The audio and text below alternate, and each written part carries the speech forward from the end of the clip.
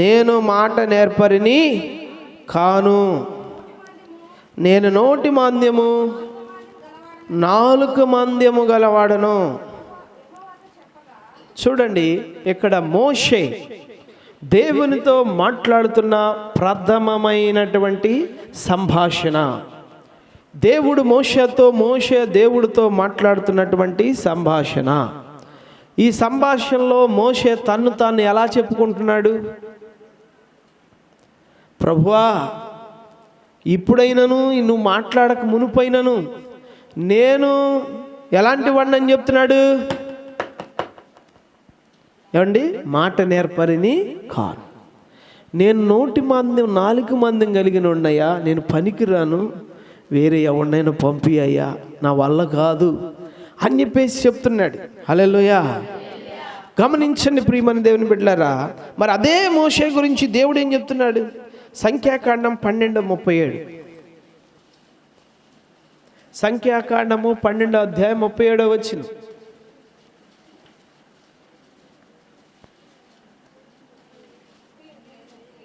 లేదా 12వ అధ్యాయం.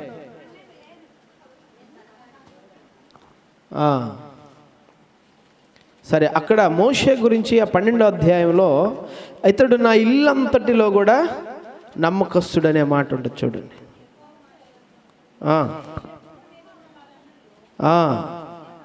చూడండి, ఆ మాటే మనకు కావాల్సింది. మోషే భూమి మీద ఉన్నటువంటి వారందరిలో కూడా ఎలాంటి వాడు అంటే, ఎన్నో వచ్చిన అమ్మది 12:2. సరే, అదే చూడండి. మోషే చేత మాత్రమే యెహోవా మాట వినెను. మోషే భూమి మీద ఉన్న వారందరిలో మిక్కిలి సాత్వికుడు. హల్లెలూయా. గమనించండి ప్రియమైన దేవుని బిడ్డలారా, 7వ వచనం, అతడు నా ఇల్లంతటిలో నమ్మకమైన వాడు. హల్లెలూయా.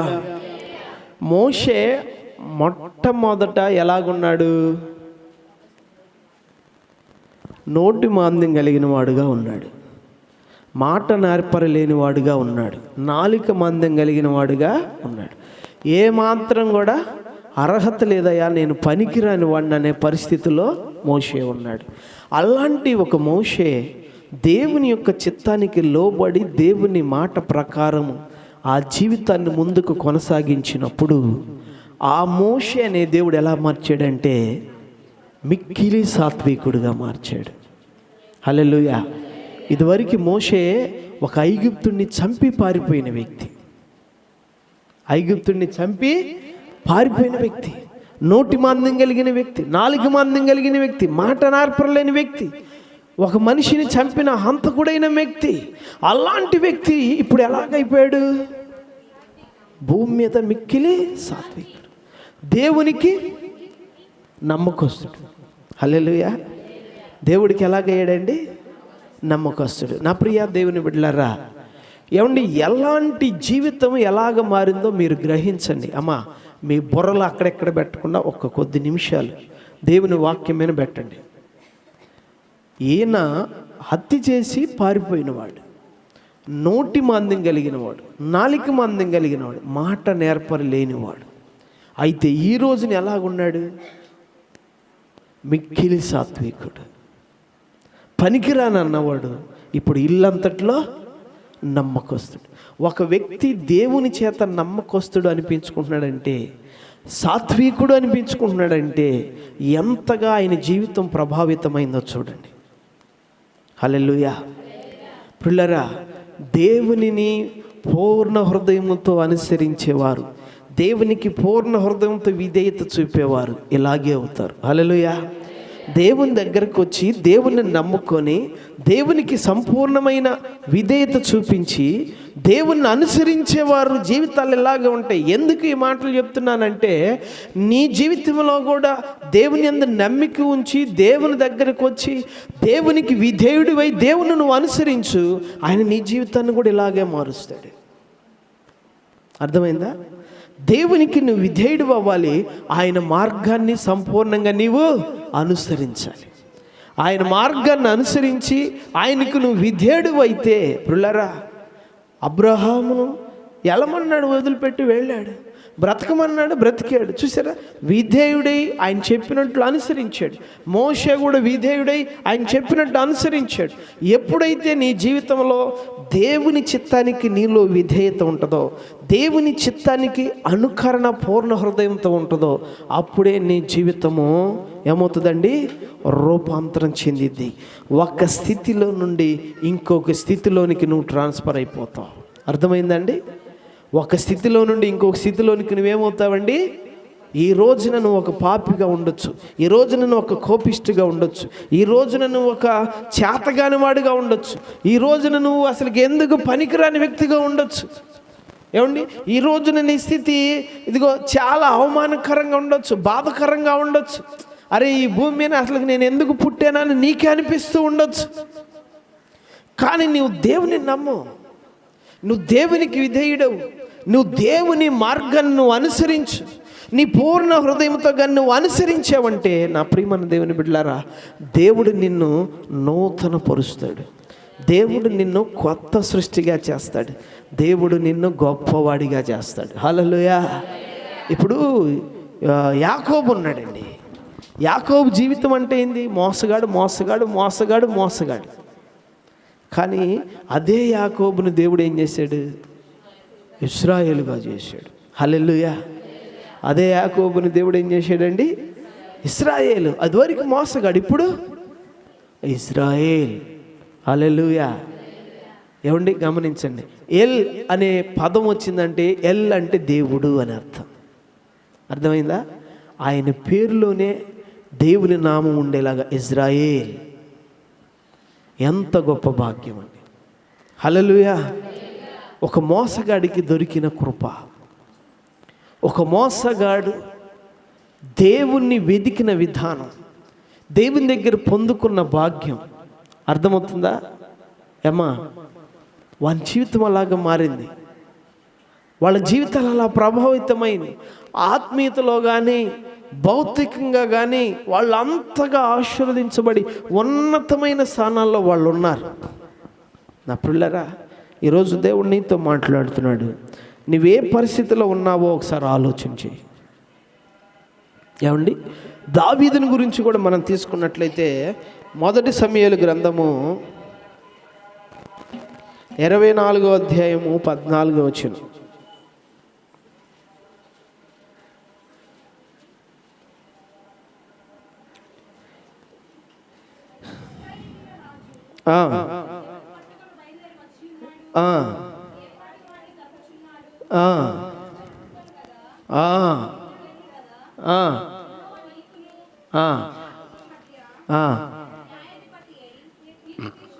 హల్లెలూయా. చాలు.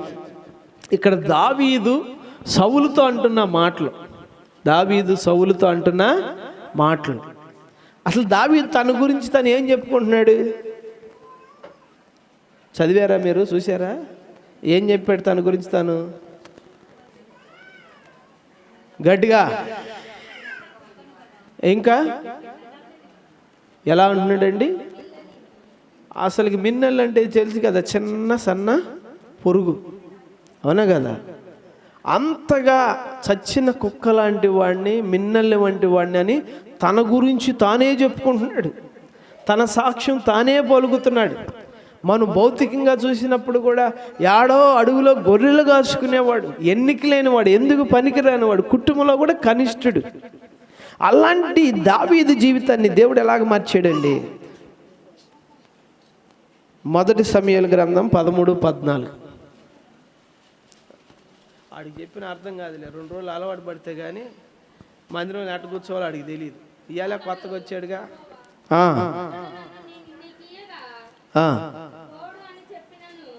అమ్మా 13వ అధ్యాయం 14వ వచనం, మొదటి సమూయేలు.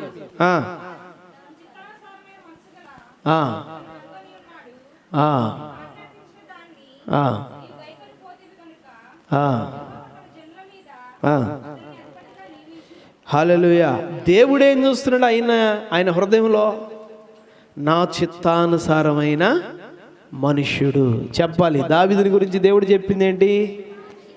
నా చిత్తానుసారమైన మనుష్యుడు, ఏమండి నా హృదయానుసారుడు. ఆయన ఏమంటున్నాడు? చచ్చిన కుక్క లాంటి వాడిని, మిన్నెల్లి లాంటి వాడిని. కానీ దేవుడు ఏమంటున్నాడు? గమనించండి ప్రియమైన దేవుని బిడ్డలారా, ఈ లోకంలో మనం ఎందుకు పనికిరాని వారము, ఎన్నిక లేని వారముగా మనం ఉంటాం. కానీ దేవునికి ఒక ప్రత్యేకమైన ఒక ప్రణాళిక ఉంది మన పట్ల. అర్థమైందా? దేవునికి ఒక ప్రత్యేకమైన ప్రణాళిక ఉంది. ఆయన ఒక ప్రత్యేకమైన ఉద్దేశంతో మనం చూస్తున్నాడు.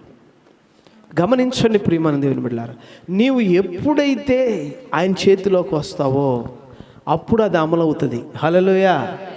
నువ్వు ఎప్పుడైతే ఆయన చేతిలోకి వస్తావో అప్పుడు అది అమలవుద్ది. అర్థమవుతుందా? ఒక సచ్చిన కుక్క లాంటి, మిన్నెలు లాంటి, తనకు తానే పోల్చుకున్నటువంటి ఒక వ్యక్తి ఇప్పుడు దేవుని హృదయానుసారుడుగా, ఆయన చిత్తానుసారంగా బ్రతికినప్పుడు దేవుడు ఆయనకి ఇచ్చినదేంటి? మహారాజుని చేసేసాడు. హల్లెలూయా. ఏం చేశాడండి? మహారాజుని చేశాడు. అందుకే మరలా చెప్తున్నాను, నువ్వు దేవునికి ఎప్పుడు విధేయుడు అవుతావో, దేవుని యొక్క మార్గాన్ని నీ పూర్ణ హృదయంతో ఎప్పుడైతే నువ్వు అనుసరిస్తావో, ఏమండి, అప్పుడు నీ జీవితంలో ఒక నూతనమైన మార్పు జరిగిద్ది. నీ జీవితంలో ఒక ఆశీర్వాదకరమైన కార్యాన్ని నువ్వు చూస్తావు. నీ జీవిత ముగింపు అది ఉన్నతంగా ఉంటుంది. అర్థమవుతుందండి? ఖచ్చితంగా దేవుని యొక్క నిజమైన ఆశీర్వాదాలు అప్పుడే నువ్వు అనుభవిస్తావు. హల్లెలూయా. అప్పుడు దాకా నువ్వు అనుభవించలేవు. ఇది నిజం. ఏమండి, ఈ వాక్యం చెప్పేటప్పుడు ఎప్పుడు కూడా నాకు నా జీవితమే గుర్తుకొస్తూ ఉంటుంది. ఎందుకంటే నేను కూడా ఎన్నో రాత్రులు నిద్ర లేకుండా నా జీవితంలో నాకెదురైన పరిస్థితులను బట్టి నేను ఇదైపోయిన పరిస్థితులు ఉన్నాయి. నేను చాలాసార్లు ఒకటి అనుకునేవాడిని, అరే నేను ఎదవనా అనుకుంటే నాకు ఏమండి ఎందుకు పనికిరాని పరిస్థితిలో ఉన్నాను ఏంట్రా, అసలు నేను దేనికి కూడా పనికిరా. అట్లా ఎన్నిసార్లు నేను ఆలోచించుకున్నాను ఆ స్థితిని. గమనించండి ప్రియమైన దేవుని బిడ్డలారా. కానీ ఎప్పుడైతే దేవుని తెలుసుకున్నామో ఏమండి, ఒకరోజు నేను మానికొండ నుంచి విజయవాడ బస్సు ఎక్కి వెళ్తున్నాను. ఆ బస్సు ఎక్కే ముందు నేను ఒక వాక్యం చదివాను.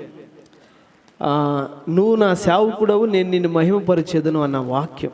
యెషయా గ్రంథంలో ఆ మాట ఉంటుంది. నువ్వు నా సేవకుడవు, నేను నిన్ను మహిమపరిచేదను. హల్లెలూయా. ఏంద్రా దేవుడు ఈ మాట చెప్పాడు అని ఒక ఆశ్చర్యంగా నేను ఏమండి ఆ ప్రయాణం చేస్తున్నప్పుడు కోమడిగుంట లాకులు కాడికి రాగా, అంటే మీకు తెలియదులే, మాకు తెలుసు అది. ఆడకి రాగానే ఒక ఆమె బస్సు ఎక్కింది. గమనించండి, ఆమె బస్సు ఎక్కగానే ఎదురు నేనే కనపడ్డా. ఆమె ఒకసారి ఏముందో తెలుసా? అందరి ముందు అయ్యగారు వందనాలు అంది.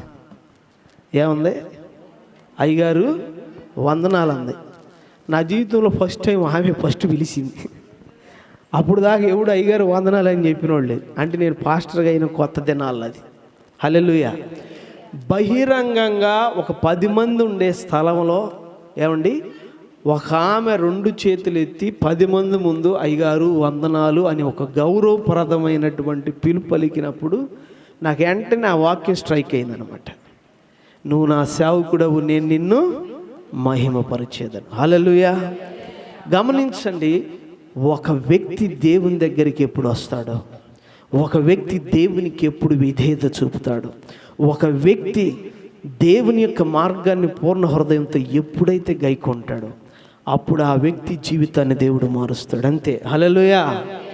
ఆ వ్యక్తి జీవితాన్ని దేవుడు మారుస్తాడు. అది అంతకుముందు విలువలేనిది కాకపోవచ్చు, అయి ఉండొచ్చు, విలువ లేకుండా ఉండొచ్చు. కానీ ప్రియులారా, ఆయన విలువిస్తాడంతే.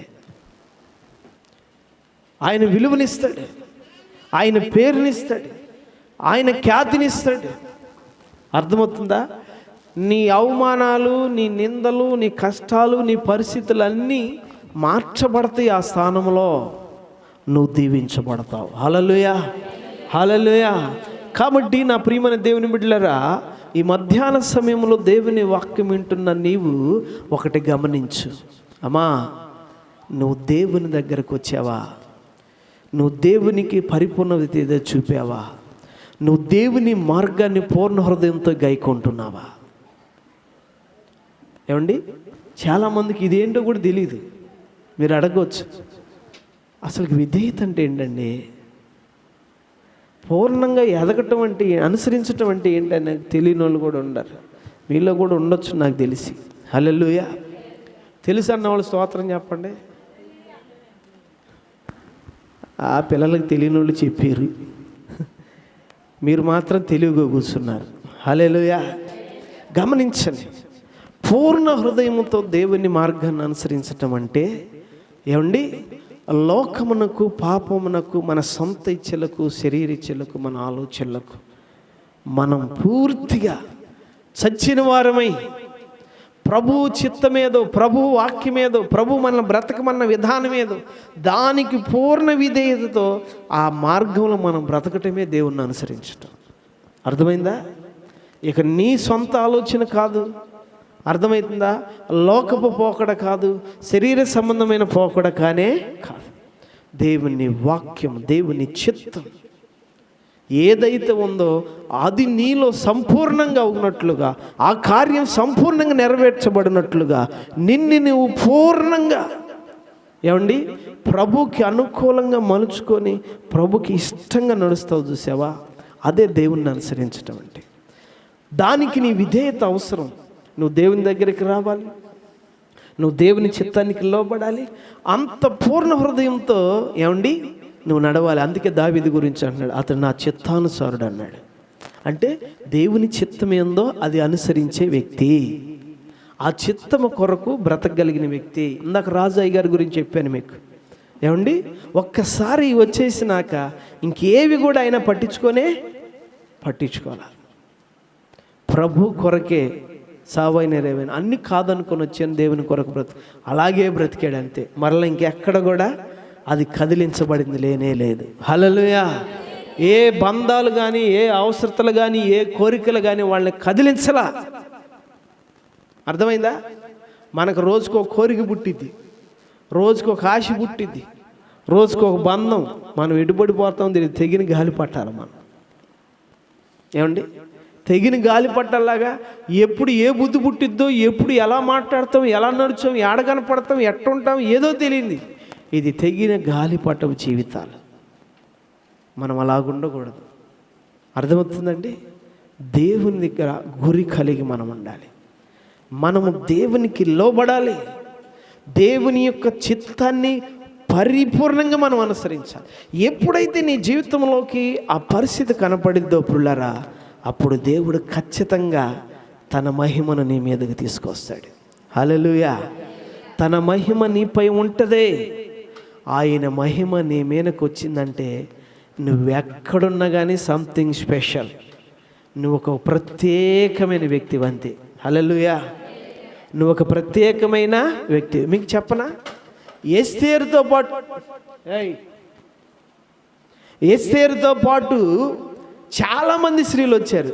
సంథింగ్ స్పెషల్ ఒక్క ఎస్తేరు మాత్రమే. అవునా కదా? ఏమా చెప్పరేంటి? ఎస్తేరు స్పెషలా కదా? మాకేం తెలుసులే అంటారా? ఆ యొక్క అధికారి చూసినప్పుడు కూడా అంతమంది నచ్చలేదు. ఆ అధికారి, ఆ షండుడికి ఎస్తేరే నచ్చింది. ఆమెను తీసుకెళ్ళి ఒక ప్రత్యేకంగా పెట్టేసి ఒక గది ఇచ్చి, ఒక సుగంధ వర్గాలు ఇచ్చి, పనివారిని ఇచ్చి, రాజు కొరకు ఆమెను రాణిగా సిద్ధపరిచేశాడు. గమనించండి. ఏమండి, దానియేలుతో పాటు చాలామంది బబులోనికి వెళ్ళారు, కానీ ఎవరు ఎన్నికయ్యారు? ఒక్కడే. ఎందుకంటే దేవుని మహిమ కానీ నీపై ఉందనుకోండి, ఆ మహిమకు సాటి అయిన మహిమ ఈ లోకంలో లేనే లేదు. అర్థమైందా మీకు? ఏమా, ఏమర్థమైంది చెప్పండి? ఏం చెప్పాను ఇప్పుడు? రాత్రి ప్రభావమా? హల్లెలూయా. పడుకుందరు కానీ గమనించండి ప్రియమైన దేవుని బిడ్డలారా. అమ్మా, దేవుని మహిమ నీపై నిలబడిందంటే ఆ మహిమకు సాటి అయినది ఇంకొకటి లేనే లేదు. అంతే. హల్లెలూయా. మోషే ఐగుప్తు దగ్గరికి వెళ్ళాడు, ఫరో దగ్గరికి వెళ్ళాడు.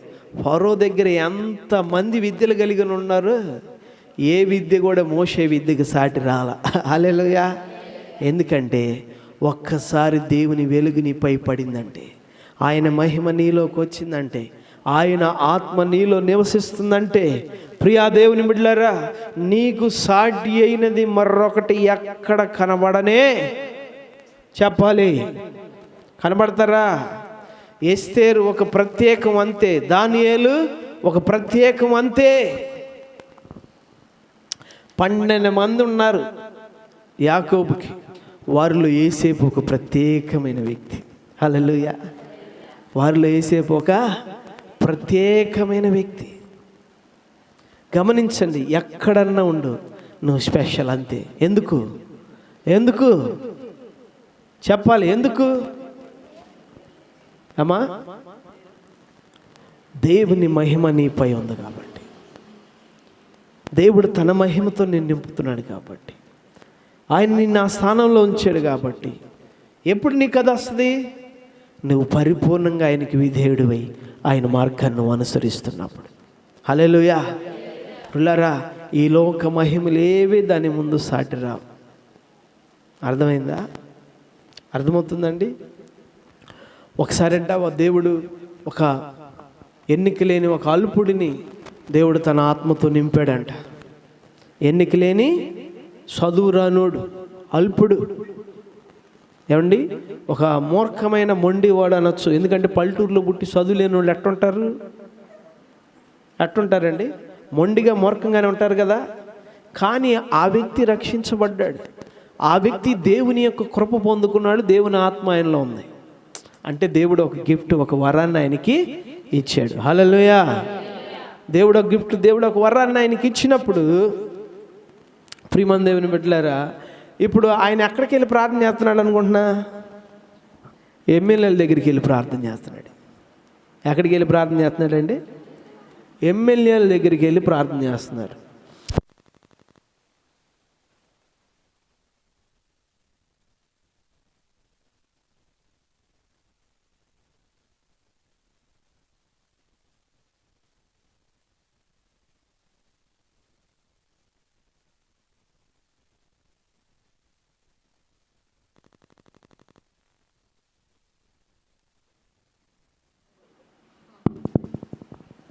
హల్లెలూయా. గమనించండి ప్రియమైన దేవుని బిడ్డలారా, ఈ వ్యక్తి ఇప్పుడు ఎక్కడికి వెళ్ళి ప్రార్థన చేస్తున్నాడంటే ఎమ్మెల్యేల దగ్గరికి వెళ్ళి ప్రార్థన చేస్తున్నాడు. ఎందుకని? దేవుని యొక్క వరం ఆయనలో ఉంది. ఆ వరం ఎమ్మెల్యేలకు కూడా అవసరమైంది. హల్లెలూయా. హల్లెలూయా. ఏమండి, ఎమ్మెల్యేలు కూడా ఇప్పుడు ఈ వ్యక్తిని ఏం చేస్తున్నారు? గౌరవంగా తీసుకుని వెళ్ళి వాళ్ళ సోఫా సెట్లో టవలేసి కూర్చోబెట్టి ఆయన కింద మోకరించి ప్రార్థన చేసుకుంటున్నారు. ఆయన చెయ్యి వారి నెత్తి మీద ఉండేలాగా, ఆయన సోఫాలో కూర్చుంటే వీళ్ళు ఆయన ఎదురు మోకరించి ప్రార్థన చేయించుకునేవారుగా ఉన్నారు. ఎవరు ఇస్తారండి ఇది? అదే రోడ్డు మీద ఒక ఎమ్మెల్యే వచ్చాడు అనుకో, ఆయన దరిదాపులకు కూడా మనం వెళ్తామా? ఎవరో తెలిసిన వాళ్ళు కాబట్టి వెళ్ళి ఆయా అన్న అని చెప్తారు. మనలా అంటాడు పోలీసు వాళ్ళు లాగి ముందే బయట పాడేస్తారు. అవునా కదా? కానీ అదే ఎమ్మెల్యేలు ఇప్పుడు ఈ పల్లెటూరులో పుట్టిన ఏ చదువు లేని మొండివాడైన ఈ వ్యక్తిని ఏమండి ఇంటికి తీసుకెళ్ళి సోఫా సెట్లో కూర్చోబెట్టుకొని వాళ్ళు కింద మోకరిచ్చి ఆయన చెయ్యి నెత్తి మీద పెట్టుకొని ప్రార్థన చేయించుకుంటున్నారంటే దానికి కారణం ఏంటి? ఆయన మహిమ ఆయనపై ఉంది. ఆ వ్యక్తిలో ఆ దేవుని మహిమ ఉంది. అది ఒక కృపావరం రూపంలో ఆయనలో నివసిస్తుంది. ఆ వరం కొరకు పిల్లరా అందరూ కూడా ఆయన్ని చేస్తారు. అందుకే చెప్తున్నాను, దేవుడు ఒక వ్యక్తిని ఎలాగ చేస్తాడో చూడండి. హల్లెలూయా. దేవుని దగ్గరికి నువ్వు వచ్చావు అంటే, దేవుని మహిమతో నీ జీవితం నింపబడిందంటే అది ఈ లోకములో అత్యద్భుతం. హల్లెలూయా. అది విలువైనది, అది మహిమకరమైనది, అది ఆశీర్వాదకరమైనదండి. దాని ముందు సాటిగా ఉండగలిగేది మరికి ఏది కూడా లేదు. దానికి సాటి అయ్యేది లేనే లేదు. కాబట్టి నా ప్రియమైన దేవుని బిడ్డలారా, ఈ వాక్యం వింటున్న మీరు ఒకసారి ఆలోచన.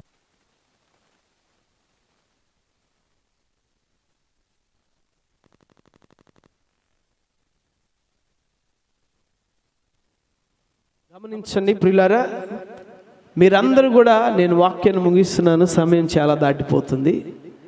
ఏమ్మా, మీరు ఆలోచన చేయండి.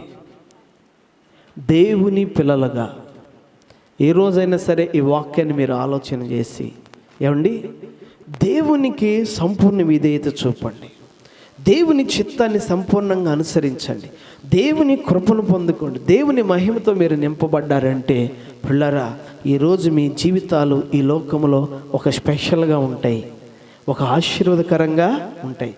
మీరు అనేకులకు గొప్ప వింతగా కనపడతారు. అర్థమవుతుందా? గొప్ప ఆశీర్వాదకరంగా మీరు మార్చబడతారు. మీ నింద, మీ అవమానం కొట్టివేయబడింది. ఏమండి, మీ పేరు ప్రఖ్యాతి చెందింది, మీ స్థితిగతులు మార్చబడతాయి, మీరు ఐశ్వర్యాన్ని, ఏమండి, ఆనందాన్ని మీరు అనుభవిస్తారు, దేవుని గొప్ప కార్యాలు మీరు చూస్తారు. కాబట్టి ప్రియులారా, ఈ వాక్యం వింటున్న మీరు, నీ జీవితం ఏ స్థితిలో ఉందో నాకు తెలియదు, ఇదిగో ఈ మాటల ద్వారా దేవుడు నీతో మాట్లాడుతున్నాడు. నీ జీవితం కూడా అలాగ మార్చబడాలి అనుకుంటే ఈరోజు ప్రభుకి నీవు సంపూర్ణ విధేయత చూపి ఆయన మార్గాన్ని పరిపూర్ణంగా అనుసరించడం ప్రారంభించు. ఈరోజు నువ్వు ఆ తీర్మానం చేసి ఆ జీవితంలోగా నువ్వు కొనసాగితే, నా ప్రియమైన దేవుని బిడ్డలారా, ఈరోజు నుంచి నీ జీవితంలో దేవుని మహిమ కలిగిన కార్యాలు నువ్వు చూస్తావు. ఎందుకంటే యథార్థ హృదయంలో ఆయన ఎరిగి ఉంటాడు. నీ జీవితం యథార్థంగా ఆయనలోకి వచ్చినప్పుడు పిల్లరా, తప్పక దాన్ని ఆయన మహిమపరుస్తాడు. హల్లెలూయా, హల్లెలూయా. ఏమండి, దేవుడు తన మహిమ తన బిడ్డలకు కాక ఎవరికి ఇస్తాడండి? ఇంకెవరికైనా ఇస్తాడా? హల్లెలూయా, హల్లెలూయా. నీ దగ్గర రూపాయి ఉంది, నిన్ను పొగిడి నువ్వంటే ఇష్టంగా ఉండి నీ పక్కన ఉన్నవాడికి ఇస్తావు, కానీ నిన్ను తిట్టేవాడికి ఇస్తావా? నీ పిల్లలకి ఇస్తావు, కానీ ఇంకేరే వాళ్ళకి ఇస్తావా? దేవుడు కూడా అంతే, ఆయన బిడ్డలకు ఇస్తాడు, ఆయన దగ్గర విధేయులైన వాళ్ళకి ఇస్తాడు, ఆయన అనుసరించే వారికి ఇస్తాడు. మిగిలిన వాళ్ళకి ఎందుకు ఈడయ్యా అంటే ఈడంది అంతే. ఇచ్చాడు అనుకోండి, అది వేరే. చెప్పనా, మన హిందువులు పురాణాల్లో కానీ వాటిలో కానీ చూస్తాం, ఎవడు అక్కడ ఘోరమైన తపస్సు చేస్తాడు. ఘోరమైన తపస్సు ఈ లోపల ఆ దేవుడు ప్రత్యక్షం. నీకేం వరం కావాలి నాయన అంటే, అలాంత కావాలంటే ఓకే పొందుకు అంటే, ఈడేమంటాడు నెక్స్ట్, నువ్వు ఇచ్చిన పని చేసి తెలియదు, నీ మీదే ట్రై చేస్తాడు. అప్పుడు ఆడేమవుతాడు, పరుగు వారం ఇచ్చినాడే పారిపోవాలి. ఇలాంటి స్టోరీ విన్నారా మీరు? విన్నారా లేదు? అస్మాసుడు వాడు ఉన్నాడు, వాడి చెయ్యి ఎవరి ఎత్తి మీద పెడితే వాడు ఇదైపోవాలని వారం. అర్థమైందా? ఇచ్చిన వాడి మీద ఎత్తి చేయి పెట్టి ట్రై చేస్తాడండి. అప్పుడు ఆ ఇచ్చినవాడు పారిపోవాలి. తర్వాత ఇంకొకడు వచ్చి దీన్ని మోసం చేసి ఆడి చెయ్యి ఆడిని ఎత్తి మీద పెట్టుకునేలా చేసి ఇది దాకా ఎన్న అవసరం అంటారు. మన దేవుడు అట్టంటోడు కాదు. హల్లెలూయా. అందుకే అంటాడు, పందులు ముందుట మీ ముత్యాలు పోయొద్దు. ఎవరు దానికి యోగ్యులుగా మార్చబడతారో వారికే ఇవ్వబడిద్ది. హల్లెలూయా. ఆ యోగ్యత నీ సమర్పణే. హల్లెలూయా, హల్లెలూయా. కాబట్టి నా ప్రియమైన దేవుని బిడ్డలారా, ఈ వాక్యం వింటున్న మీరు ఆలోచన చేయండి. దేవునికి మీరు లోబడితే, దేవుణ్ణి మీరు అనుసరిస్తే దేవుడు మీ జీవితాలు మారుస్తాడు. మీ బ్రతుకులు మారుతాయి, మీ పరిస్థితులు మారుతాయి, దేవుని మహిమతో మీరు నింపబడతారు. ఆ మహిమ ఈ లోకములో నిన్ను ఒక ప్రత్యేకమైన వ్యక్తిగా ఉంచింది. తలలు వంచండి, ప్రార్థన చేసుకుందాం. దేవుడి వాక్యాన్ని దీవించును గాక.